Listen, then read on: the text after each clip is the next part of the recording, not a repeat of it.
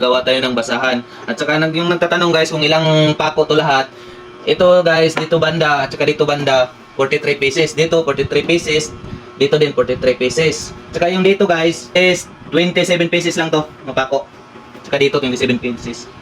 At saka yung pagitan dito sa gitna guys is ito lang yung ginagamit ko. Ito, ilagay ko dyan. Oh, ito lang oh. Ito lang yung pagitan guys. Ito. Yung tip measure ba? Oh.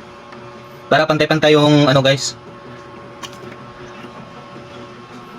So ito guys, gawa na tayo. Dito guys oh. Ganyan. Yan yung paggawa guys. Tapos yung dito guys banda, dito mo sa pangalawa ilagay. Yan oh. Bakante yung panguna dito guys. Panguna. Tsaka dito naman guys. Ito. Wag mong ano guys, wag mong isunod-sunod. Taktawan ng isa. Tsaka dito. Tsaka yung higpit guys, wag mo masyadong higpitan guys kasi pag naglock ka mamaya medyo mahirap pag ano sobrang higpit ng paglagay mo ng cotton. Yan, ganyan lang guys oh. Parang ano lang ba?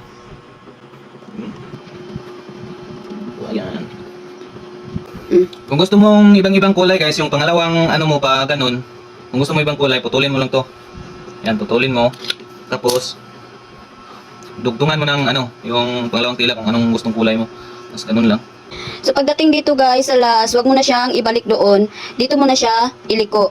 Tapos papunta doon sa kabila guys. So ganyan naman yung style ng paglagay ng tila mga lalabs. Tapos dapat laktawan mo siya ng isa. Ayan, dyan sa pangalawa mo siya ilagay. Ayan, so balik lang guys. So same process pa rin guys nung ginawa ni daddy kanina. Ayan. Kurus-kurus lang.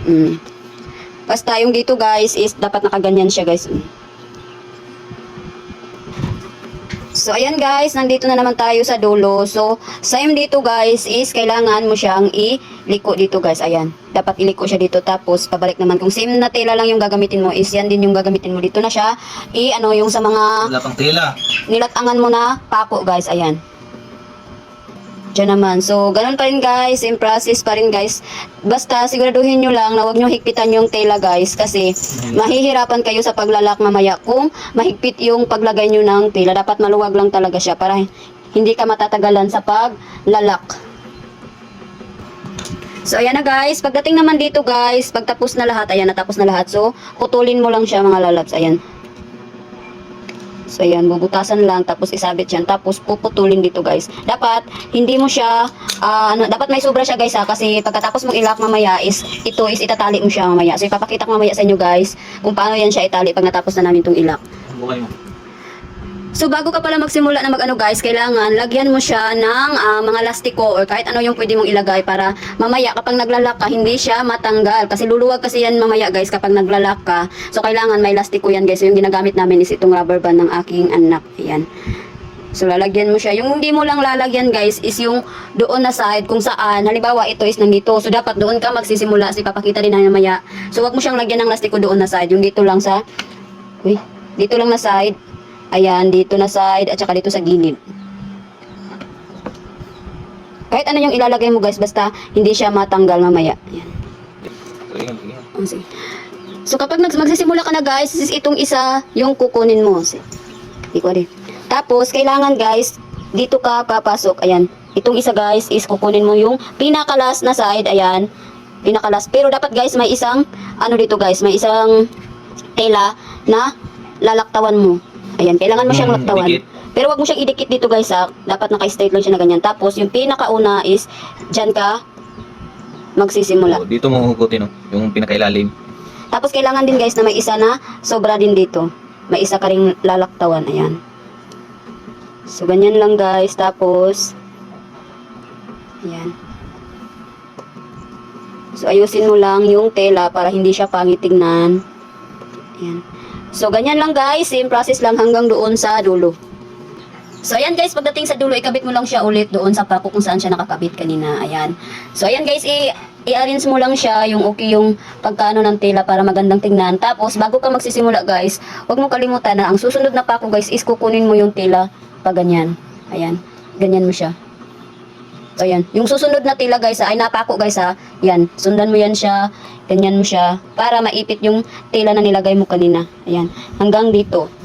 So, pagdating dito guys is kukuha ka naman ng isa. Ayan. So, dito muna naman siya ipasok. Ayan. Same lang din kanina, guys. Ayan. Same lang din kanina. Ngayon.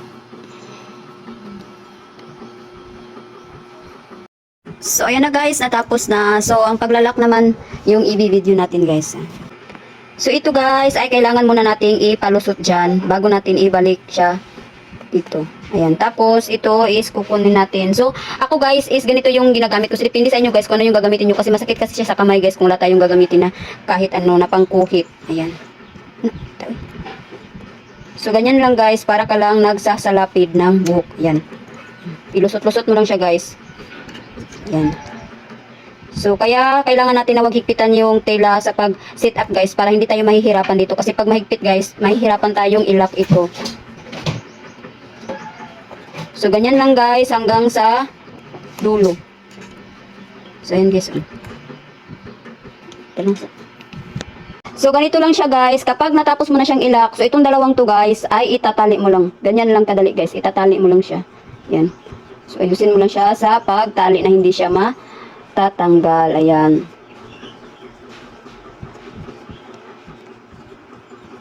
So, guguntingin mo lang yung mga sumobra guys. Ayan. So, ganyan na siya guys. Oh, wait. Tanggal. So, tignan nyo guys. Ayan.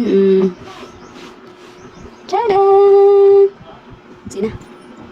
So, ayan na guys, kung nasundan nyo lahat yung ginawa namin is I'm sure na marunong na din kayong gumawa ng mga basahan. So, ito pala yung mga natapos namin guys. So, may order na yan lahat. So, i-deliver na lang namin siya mamaya. So, thank you for watching everyone. At sana nagustuhan niyo itong video namin ito. So, kung may hindi kayo naintindihan sa ginawa namin guys or nalilito kayo, so pwede kayong mag-comment mga lalabs. Pwede kayong magtanong kung ano yung mga gusto nyong itanong. So, willing kaming mag-reply sa inyong mga katanungan. So, comment lang kayo sa comment section ng lalabs and thank you again for watching.